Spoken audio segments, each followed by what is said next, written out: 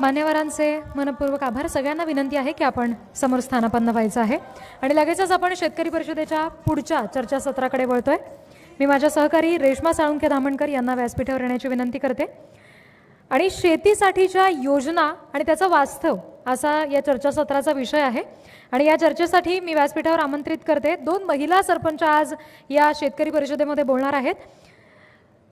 आलमेगाव जे जुन्नरमधलं गाव आहे त्याच्या सरपंच शीतल फोडसे यांना विनंती आहे की आपण व्यासपीठावर यावं. आणि आंबेगाव तालुक्यातल्या लाखणगावच्या सरपंच प्राजक्ता रोड यांना देखील विनंती आहे की आपण व्यासपीठावर यावं. त्याचप्रमाणे मावळचे कृषी विभाग कृषी सहाय्यक अधिकारी विकास गोसावी सर आहेत, त्यांना विनंती आहे की आपण व्यासपीठावर यावं.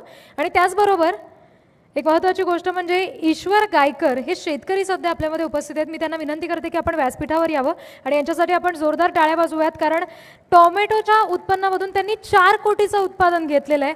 आणि असे प्रगतिशील शेतकरी आज शेतकरी परिषदेसाठी येत आहेत, ही खरंच मोठी गोष्ट आहे. पुढची सगळी सूत्र माझ्या सहकारी रेश्मा यांच्याकडे.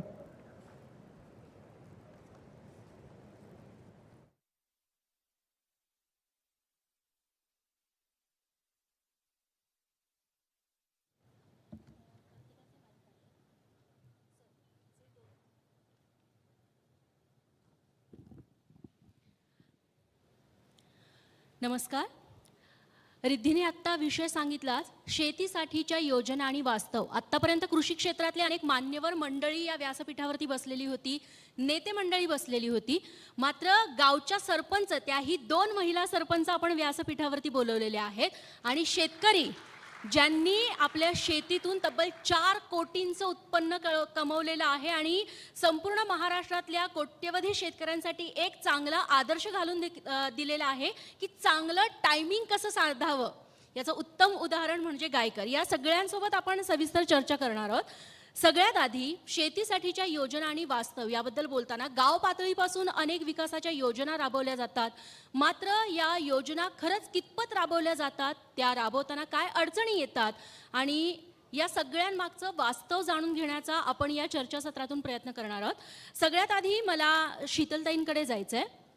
शीतलताई, तुमच्या गावात तुम्ही कोणकोणत्या योजना राबवलेल्या आहेत ज्या आवर्जून तुम्हाला या व्यासपीठावरून सांगाव्याशा वाटतात, जे म्हणजे ज्याचं उदाहरण इतर गावांनी देखील घ्यावं?